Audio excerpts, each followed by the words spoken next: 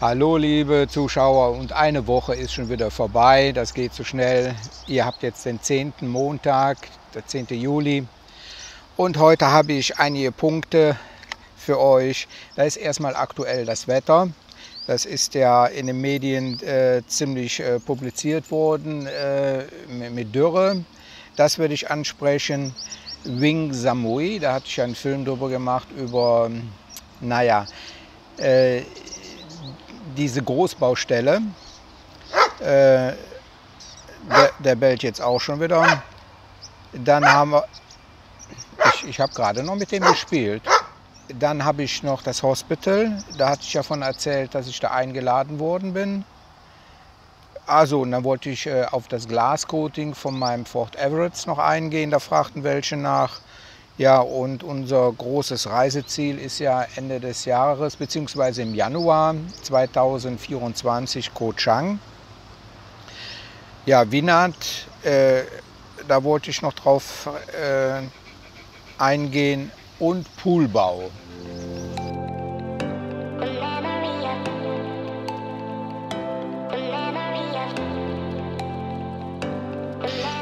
Ja, das Wetter ist ja durch die Presse gegangen in Deutschland. Ihr habt ja den Film von mir am Samstag gesehen. Samstagabend, von Freitag auf Samstag hat es hier noch kräftig geregnet. Also die Natur erholt sich. Das ist immer ganz normal, ist das. Also, aber jedes Jahr kommt das hoch, kein Wasser mehr, bla bla bla. Aber so sind eben halt die Medien. Die Überschrift muss katastrophal sein. Habe ich ja auch gemacht, Notstand auf Koh Samui, Fragezeichen. Dann reagieren erst die Leute auf sowas, eigentlich schade. Aber so sind eben halt die Leute gestrickt, wenn es einem schlecht geht, das gucken sie sich an, und wenn es einem gut geht, kann man gar nicht verstehen, dass das möglich ist. Nee, also das Wetter, ihr seht jetzt momentan hinter mir ziemlich bedeckt. Sieht also so aus, dass es also wieder regnet. Daher ist abwechselnd, kommt es jetzt, dass es mal wieder verstärkt regnet. Wir haben also keinen Notstand auf Samui. Wing Samui, ja, ich habe da extra zu den Kommentaren gar nichts geantwortet. Also ich muss euch erzählen, wie das so passiert ist, das Ganze. Ich bin also von denen eingeladen worden. Die haben mir dann Unterlagen zugeschickt, auch ein Video, wo diese Klötze da vorgestellt worden sind. Ich habe zu viel gekriegt. Ich habe denen auch darauf geantwortet, das gehört nicht hier zu Samui, das können sie in Bangkok oder Hongkong bauen, aber doch nicht bitte auf Samui. Hier bringe ich das mal, was ich denen geschrieben habe.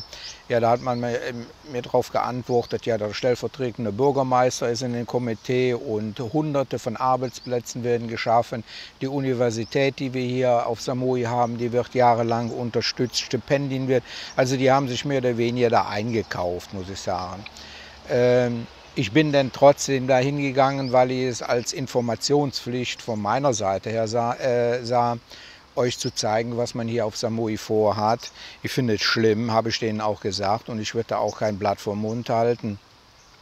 Aber das haben sie akzeptiert, dass ich also offen darüber berichten soll. Mich hat das gewundert, also dass sie nicht mich weggeschickt haben, war alles. Und dann habe ich diese 7 Klötze gesehen, die absolut nicht auf Samui passen. Leider haben das auch ein paar Leute falsch verstanden. Die haben das gesehen, als ob das ein Werbefilm wäre, und haben mich dann als Abonnent rausgeschmissen, waren ziemlich böse. Die habe ich da, muss ich sagen, auch gelöscht. Und man hat mir dann auch Geld angeboten, einen Vertrag, dass ich also denn auch eine Prämie bekomme, wenn da einer was verkauft. Das habe ich also dankend abgelehnt. Könnt ihr auch hier sehen, weil ich darf ja nichts verdienen. Ich habe ein Rentnervisum, ich darf keine Einkünfte regenerieren hier in Thailand. Ansonsten verwirke ich dieses Visum, und da lege ich ganz großen Wert drauf, dass ich also da keine Geldmittel bekomme. Und da habe ich mich auch gar nicht drauf eingelassen. Für mich war es eben halt nur als Information. Was mir denn wohl aufgefallen ist, die ganzen Kommentare, die von euch gekommen waren, waren herzlich, ehrlich, negativ zu dem ganzen Projekt. Da war kein einziger. Und dann fing es auf einmal an, ich lese mal ein paar vor. Hier schrieb jemand, das Projekt bietet einen idealen Mix aus Privatsphäre, Luxus und tropischem Lebensstil. Ich denke, Wohnungen sind sehr praktisch für Leute, die oft Urlaub nehmen. Dieses Haus passt genau in mein Budget. Ich plane es zu kaufen, wenn ich nächsten Monat auf Koh Samui ankomme. Ich freue mich darauf, hier zu bleiben. Und dann habe ich mal, da sind also noch mehr davon gekommen, da habe ich mal geguckt. Eigenartigerweise sind alle diesejenigen, die haben sich alle im Juli angemeldet. Ich glaube, da hat jemand Einfluss darauf genommen, das Ganze mal ein bisschen positiv darzustellen. Ich will da keinen Namen nennen, aber das war, da hat jemand bewusst, oder viele haben da bewusst was abgegeben, Positives. Teilweise waren da auch welche aus China, in Deutsch geschrieben, um das Ganze noch zu beeinflussen. Leider, man kann da nichts mehr dran machen, das Ding wird gebaut. Sie sind ja gerade dabei, das Fundament zu machen. Ich muss sagen, ich war froh von der Lage her, dass das weit weg war, damit man das Ding gar nicht sieht, weil er nämlich potthässlich ist, finde ich. Und diejenigen, die hier auf Samui gewesen sind, die kennen den Flair hier. Wenn man die Bungalows zwischen den Palmen so baut, dass die also fast untergehen in der Natur, dann finde ich es schön.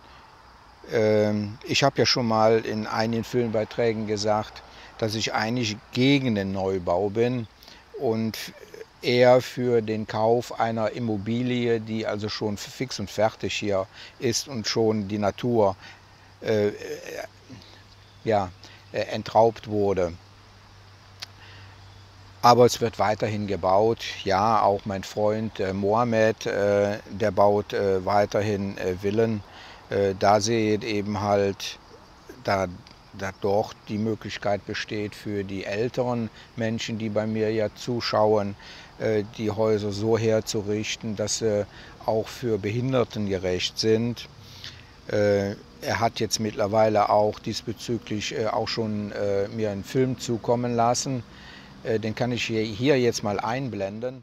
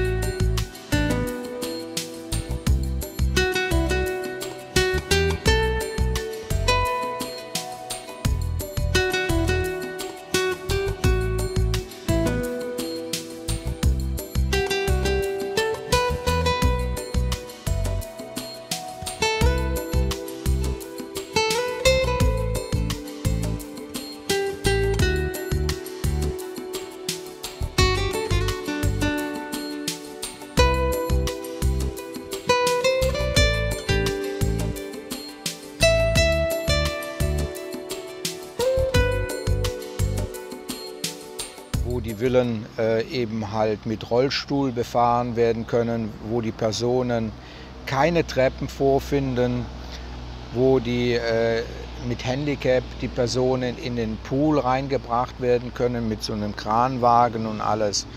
Das ist jetzt alles von einem Architekten bildlich umgesetzt worden, das seht ihr ja hier.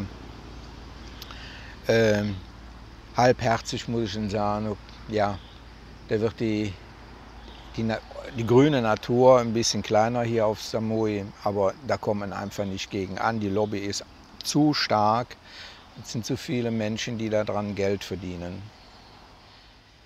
Ja, mein Schatzi kommt morgen am Dienstag. Ich bin ziemlich aufgeregt. Wir haben sehr, sehr viel Kontakt gehabt, muss ich sagen. Das hatte ich bisher bei keiner gehabt. Wie ich sagte ja schon mehrfach, wir sind auf der gleichen Wellenlinie.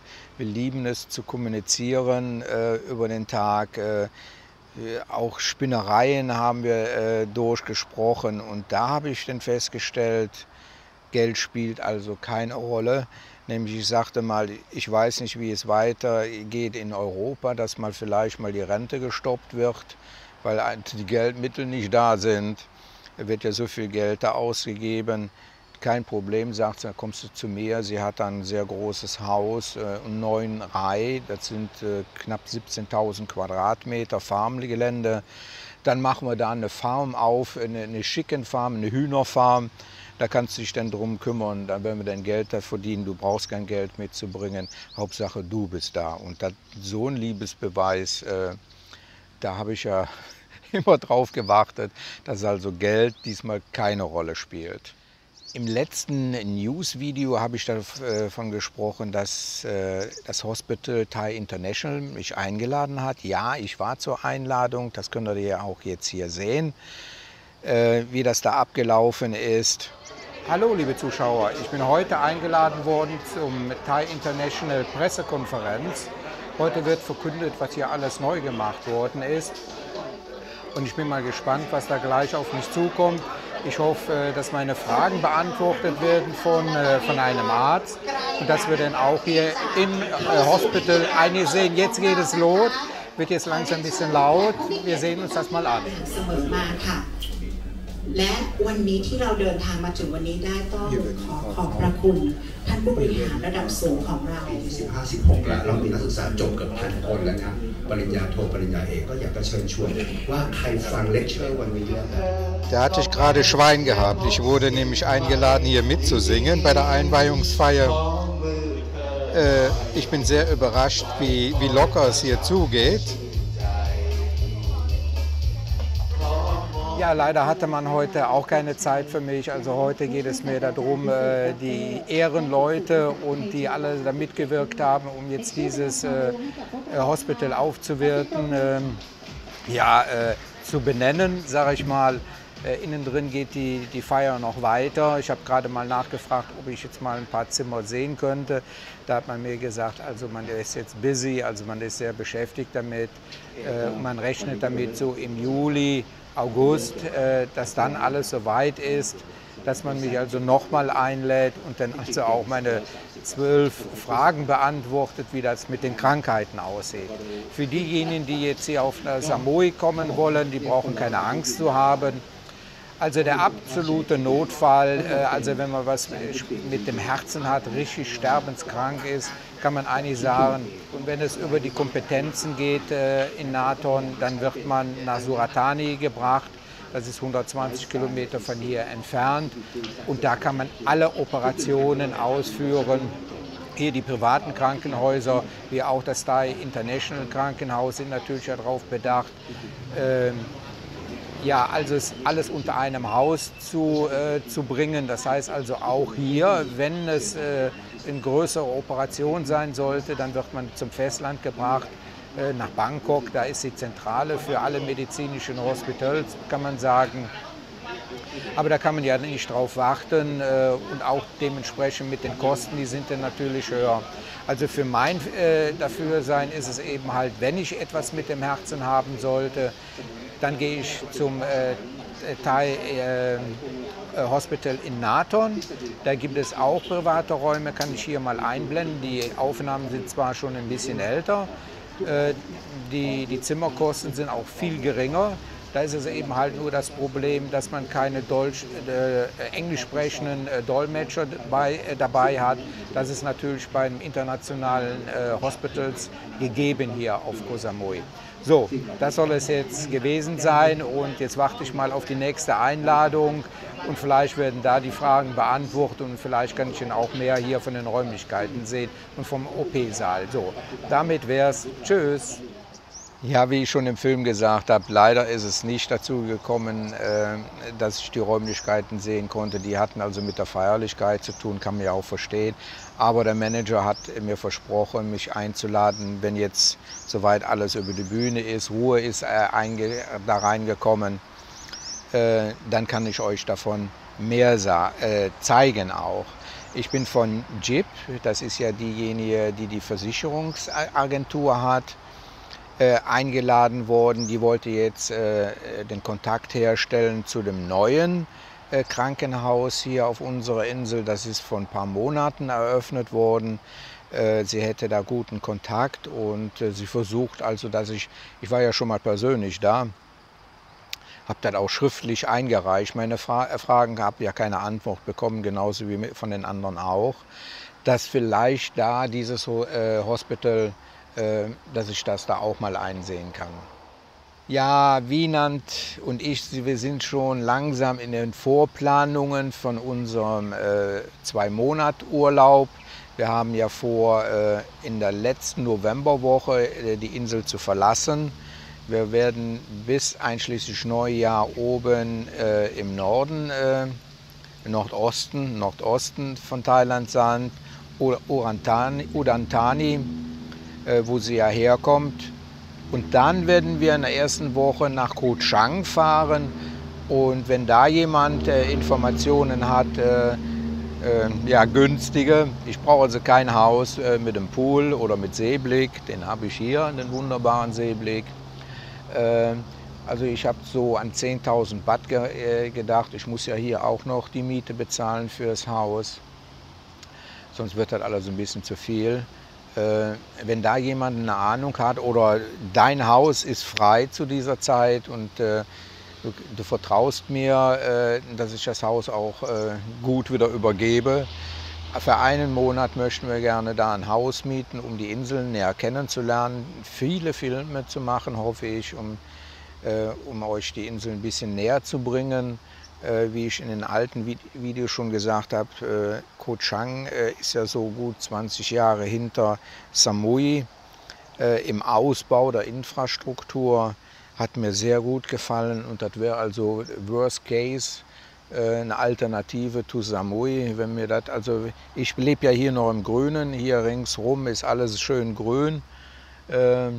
Abgesehen jetzt natürlich von der Ringstraße, die dementsprechend Autolärm auch bringt.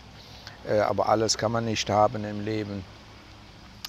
Wenn das also jetzt hier verschwinden sollte, dann würde ich mir wirklich überlegen, die Insel zu verlassen. Also wenn du Informationen hast für eine Unterkunft auf Koh Chang für einen Monat, kannst du dich gerne bei mir melden. Hier unten ist meine E-Mail-Adresse, dann kannst du mich anschreiben. Hier ein Wort zu meinem Fort Everest. Da habe ich ja vor fast 3 Monaten eine Glascoating-Beschichtung machen lassen. Ich bin bis zum heutigen Tage super zufrieden damit, muss ich sagen. Man sieht es auch, wenn es regnet, das Wasser perlt so ab. Die statische Aufladung hat kolossal nachgelassen, also dass Staub nicht mehr so gebunden wird auf der Oberfläche. Ich bin also happy und das Geld hat sich bezahlt gemacht. Ich werde jetzt, wenn die 3 Monate sind, am 28. war das ja 3 Monate, werde ich wieder hinfahren. Man hat mir nämlich versprochen, dann nochmal eine Coating drauf zu machen, als Dankeschön mehr oder weniger für diesen Werbefilm. Für denen war das wirklich ein Werbefilm gewesen. Die haben gesagt, die haben anschließend so viele Anfragen bekommen und Aufträge. Sie haben sich also nur gewundert. Also bewirkt das aber was, wenn ich ihr was Positives schildern kann, wo es sowas Gutes gibt hier auf der Insel. Ich bin also super zufrieden damit. War im ersten Moment viel Geld. Das waren ja so knapp 300 € für die Beschichtung. Aber man muss hier bedenken, da war ja vorher auch eine komplette, über 5 Stunden haben sie den Lack poliert auf Hochglanz und dann kam die Beschichtung drauf. Jetzt ist es ja, ich glaube, 1.400 oder 1.500 Baht müsste ich normalerweise bezahlen, für eine Coating nochmal drauf zu kriegen, weil ja der Lack an sich ist ja poliert und ist im wunderbaren Zustand wie ein Neufahrzeug.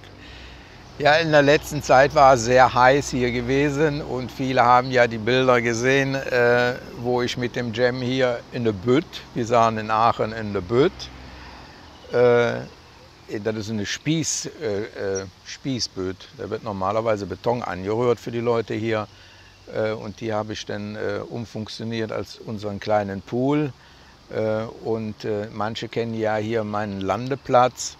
Der war ja mal ursprünglich gedacht, da sollte ein Pool drauf, so ein Plastikpool, aber mit Jam, wenn der da mal reinbeißen sollte oder mit den Krallen, dann ist der kaputt.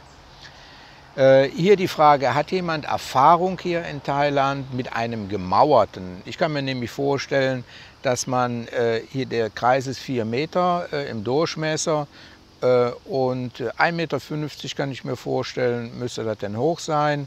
Wenn das ringsum gemauert ist, ringsum natürlich Ringanker, einige davon, damit das zusammengehalten wird, ansonsten geht das auseinander. Hat da jemand Erfahrung? Würde er das nochmal machen? Wie sieht das mit den Pumpen aus dazu? Da habe ich also ein offenes Ohr, würde mich also freuen, wenn du da schon was gemacht hast. Mir da Informationen oder Bilder zukommen zu lassen. Von Plastikdingern halte ich nicht. Da habe ich ja beim Uwe gesehen, im Isan, der hat ja so einen Above-Pool, einen großen, wo die Sonne drauf kommt, da gehen die Nähte dann auch auf. Der hat also einige Probleme damit gehabt und musste sich da also weiterhelfen.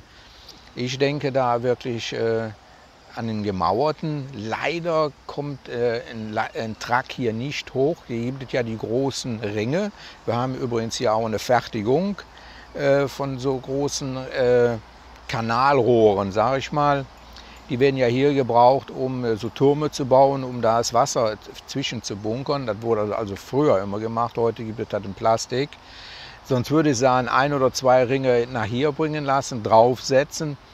Und die Dinger sind ja stabil genug, da ist ja die Armierung schon drin. Das wäre natürlich, super wäre das. Dann käme ich also auch in den Genuss mal von einem vernünftigen Pool und nicht in der Bütt. So, habe ich dann noch was auf meinem Plan? Nein.